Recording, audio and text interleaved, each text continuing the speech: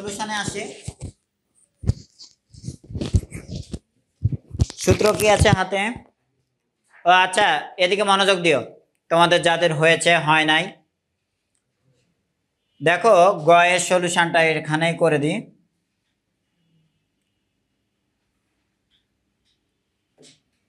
দ্বিমেরু ভ্রামকের মান দিয়েছি কত? 6 কুলম্ব মিটার। একটি চার্জের মান কত? 3 × 10⁻6। তার মানে একটা -3 আর একটা +3। এইখান থেকে গ এর সলভটা সবাই পারার কথা, যে পি সমান যদি টয়েল ইন্টু কিউ হয়, কি নির্ণয় করতে, এই এদিকে তাকাও, কি নির্ণয় করতে দিয়েছিলাম? কিউ। তাহলে কিউ সমান হবে পি ভাগ কিউ না এল? আচ্ছা তাহলে সেটা করো। তাহলে টয়েস এল সমান কত? এল বলবো না, টয়েস এল সমান পি ভাগ কিউ। পি এর মান 6 কুলম্ব মিটার ছিল, আর কিউ এর মানটা ছিল 3 × 10⁻6। ভাগ করলে এখানে কাটলে 2 হবে, 2 আর 10⁻6 উপরে গিয়ে হবে 10⁻−6। চার্জের না দূরত্বের একক? মিটার। কেউ অন্য কোনো একক দিবা না, এটুকু পাইলাম। তারপরে কি লেখা আছে? পি বিন্দুতে প্রাবল্য ও বিভবের অনুপাত 1:2 হবে কিনা গাণিতিকভাবে দেখাও। এই পি বিন্দুটি কোথায়? দ্বিমেরুর কেন্দ্র হতে কয় সেন্টিমিটার দূরে? 10। আর কত কোণে? 60।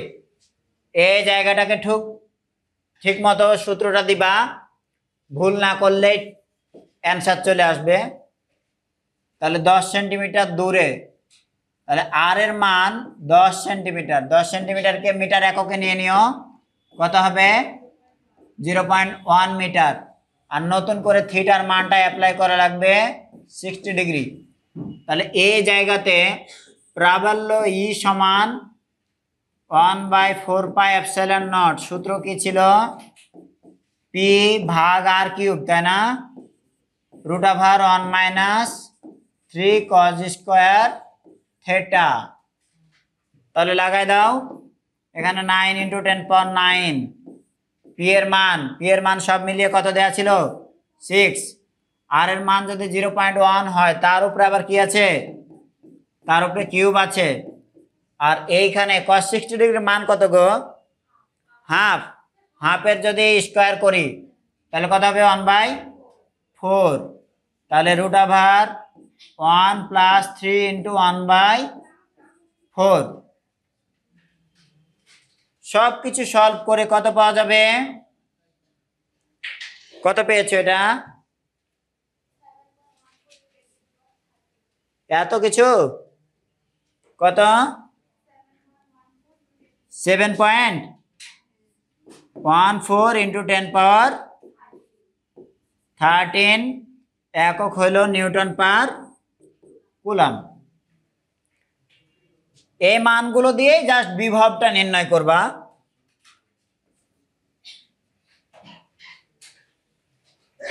ও এখন এখানে সবচেয়ে বড় ব্যাপার হলে এই সূত্র মুখস্থ রাখা। আমার যেমন থাকে না, তোমারও পরীক্ষার হলে গিয়ে যে সূত্র মুখস্থ না থাকে তাহলে মুশকিল। কারো দেখবা এ ভরসায় গিয়েছে, কিন্তু আশপাশে সবাই দেখালো পারে না, তখন অনেক পড়ে মুখস্থ করে রাখবা। টিচাররা জিজ্ঞেস করবা যে স্যার সূত্রটা একটু বলে দেন, উনি বলবো আমি তো ইসলামের ইতিহাসের পাগল। ভি ইকুয়াল টু, তাহলে সূত্র অনুযায়ী হবে 9 × 10⁻9, তাই না? এই ভি এর সমীকরণে কত ছিল বলো তো? আচ্ছা 9 × 10⁻9 সূত্র অনুযায়ী কত ছিল? পি cos θ ভাগ r², তাই না? তাহলে পি এর মান 6 আর cos 60 ডিগ্রির মান কত? হাফ। আর এর স্কোয়ার মানে 0.1 এর স্কোয়ার। এবার তাহলে কত পাইলা? কত গো?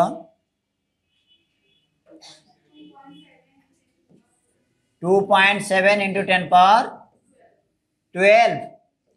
শোনো, তোমাদের এ টাইপের গাণিতিক প্রবলেম দিবে, এই শোনো, এটাই দিবে সেটা না, এ টাইপের গাণিতিক প্রবলেম যখন দিবে তুলনা করার জন্য, তুলনা করতে হইলে এই অর্ডারগুলোকে একই রকম নিয়ে যেতে হবে। তাহলে এখানে যদি তুমি এই অর্ডারকে 13তে নিয়ে যাও, তাহলে 13তে নিয়ে যাওয়া মানে 10 গুণ বেশি করা, তাহলে এখানকার এই সংখ্যাটাকে 10 ভাগ কম করে দিবা। ঠিক আছে? তো তাহলে এটা হবে 0.27 ইন্টু 10^13 ভোল্ট। এখন এবার তুলনা করো যে এটা সহগটা 7.14 আর এটা সহগটা 0.27। এটার যদি দ্বিগুণ করতাম তাহলে 27-এর দ্বিগুণ হয় 54, তার মানে কত হতো? 0.54। তাহলে দ্বিগুণ হইতো, কিন্তু এটা অনেক গুণ বেশি, তাই না? তাহলে এটা 1:2 হবে না। এই মাথায় রাখবো। হ্যাঁ, না কোনো সমস্যা নাই তো, শুধু আমি বললাম যে এটা 10^13 আছে না, এটা যখন 10^13 করবা তখন তো বুঝতে পারবা যে এটার চেয়ে এটা কত গুণ কম বেশি, বুঝলে? একটা জিনিস শুধু দেখবা যে যদি এরকম হয় 90 ডিগ্রি, তোমাদের তো এটা 60 ডিগ্রি দেয়া ছিল, কোনো মানের জন্য কি এ দুটো সমান হওয়া সম্ভব কিনা? যে কোনো কোণের জন্য হওয়া সম্ভব? সম্ভব না। একটা যখন বৃদ্ধি পাবে আরেকটা তখন হ্রাস পাবে, এরকম একটা সম্পর্ক হচ্ছে ই আর ভি এর মধ্যে। তো তোমাদের একটা জিনিস পড়ানোর আমার ইচ্ছা আছে, সেটা হলো সমবিভব তল। সমবিভব তল এইটা যখন খুব ভালো করে বুঝে নিবা তখন তুমি বুঝতে পারবা। আচ্ছা, তোমাদেরই না পড়িয়েছি গোলকের ভিতরে ভি এর মান কনস্ট্যান্ট, ভি এর মান কনস্ট্যান্ট, কিন্তু ই এর মান 0, পড়েছ না? তো একটা যদি 0 হয় আর একটা ভ্যালু দেয়, এদের মধ্যে সম্পর্কটা হলো যে একটা হ্রাস পায় আর একটা বৃদ্ধি পায়, একটা যখন ইনফিনিটি আর একটা তখন দেয় 0, এই টাইপের। এরা কখনোই সমান ভ্যালু দিবে না, বুঝলে? আচ্ছা, তোমাদের আজকে প্রথম যে ইয়াটা পড়াচ্ছিলাম এখানকার কথা বলি। এখানে -q, এখানে +q। এই লাইনের এই বিন্দুতে যদি বিভব 0 হয়, এই বিন্দুতে বিভব কত হবে? আরেকটা ক্লিন চিত্র এঁকে দিই, তোমাদের এই দায়িত্বটা দিই যে এটা -q চার্জ। একটুও কথা না বলে প্রত্যেকে খেয়াল করবা, বাই নেমে জিজ্ঞেস করব। এটা -q চার্জ আর এটা +q চার্জ। দ্বিমেরুর কেন্দ্র হতে r দূরত্বে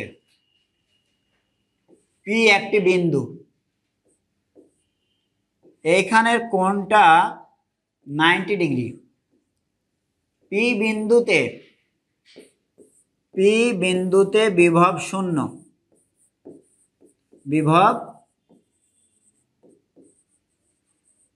0। হ্যাঁ, এখন আমি যদি এইখানে একটা বিন্দু নিই কিউ বিন্দু, অথবা অন্য কোনো নাম দিলাম এম বিন্দু, এম বিন্দুতে বিভব কত? এটা প্রশ্ন। তাহলে কনসেপ্ট ক্লিয়ার থাকতে হবে, তাই দিলাম আর কি।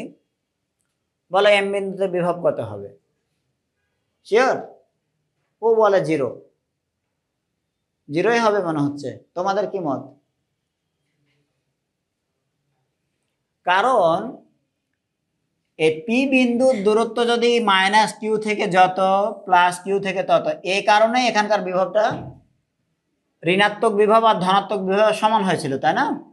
তখন যত ঋণাত্মক ঠিক ততটুকু আবার ওখানে ধনাত্মক, দেন দুটো যোগ করে কত পেয়েছিলাম? 0। তো এই লাইনের উপরে তুমি এখানেও যদি একটা বিন্দু নাও তাও তো ওই সমান ব্যাপার, একই ব্যাপার। এখান থেকে যত দূরত্ব এখান থেকেও তত দূরত্ব। তাহলে মাথায় রাখবা এই দ্বিমেরুর কেন্দ্র হতে লম্ব বরাবর যত দূরে যাও বিভব কি পাবা? সেম পাবা। এই একটা তথ্য মাথায় রাখবা। দ্বিমেরুর কেন্দ্র বরাবর লম্ব রেখার ওপর বিভব সর্বদা শূন্য। তাহলে লিখে নাও লাইনটা, দ্বিমেরুর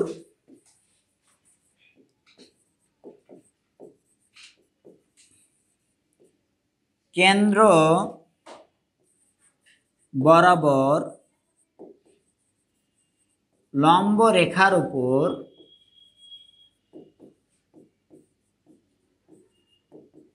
বিভব সর্বদা কি হবে? সর্বদা শূন্য হবে। হ্যাঁ, এটা মাথায় রাখবেন।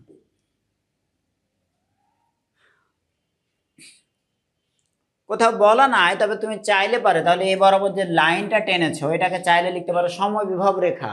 সমবিভব রেখা, সমবিভব রেখা যদি বলো তাহলে এখানে একটা সুবিধার দিক আছে। ভবিষ্যতে এই টাইপের কোশ্চেন যদি কোনোদিন কেউ করে, এখন কখন এই কোশ্চেনটা করবে? যখন কেউ এই বইতে কোনো একটা তথ্য দিবে এই টাইপের, তখন কোশ্চেন আসা শুরু হবে, তাই না? তো এই সমবিভব রেখার তথ্য এখনো দেয়া নাই, তো তুমি চাইলে তুমি বই যখন লিখবা তখন এটা দিয়ে দেবা, এটার নাম সমবিভব রেখা। সমবিভব রেখা যদি হয় তাহলে এই জায়গা থেকে এই জায়গায় কোনো একটা চার্জ নিয়ে যেতে কাজ করা লাগবে না, কারণ কৃত কাজের সমীকরণ W সমান বিভব পার্থক্য V ইন্টু চার্জ, তাই না? বিভব পার্থক্য যদি না থাকে কোনো জায়গার মধ্যে তাহলে ওইখানে চার্জের আনা নেয়া করতে কোনো কাজ করা লাগবে না। ডেল্টা ভি বা ভি যদি 0 হয়ে যায় তাহলে 100 কুলাম 200 কুলাম 300 কুলাম চার্জকে বিভব পার্থক্য না এরকম জায়গাতে যতই টানাটানি করো কোনো কাজ করা লাগবে না। বুঝতে পারোনি? তাহলে সমবিভব তলে চার্জের বহনে কৃত কাজ শূন্য লিখে নাও। এই একটা লাইন শেখানোর জন্য এটা বলছিলাম। সমবিভব তলে চার্জ সরানোর জন্য কৃত কাজ শূন্য।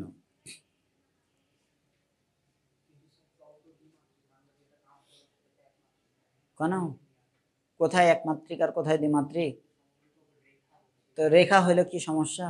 তুমি ওই অক্ষ বরাবরই যাচ্ছ।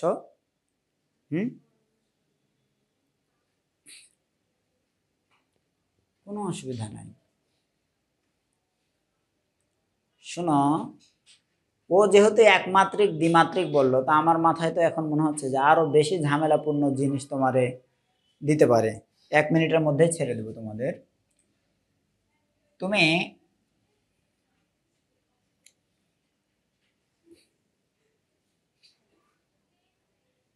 তোমাদের তাহলে একটু বিষয় বলি, এ বরাবর বিভব মাপতে পারো তো?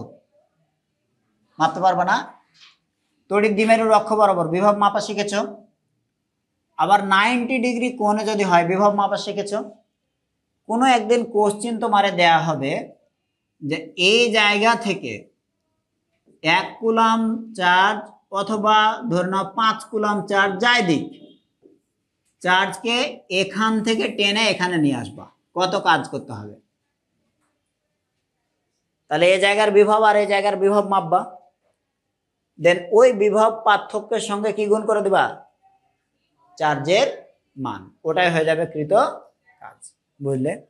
বইতে এরকম একটা সালের কোশ্চেন দেখবা, সৃজনশীল প্রশ্ন এসেছিল। বুঝতে পারছি? হ্যাঁ।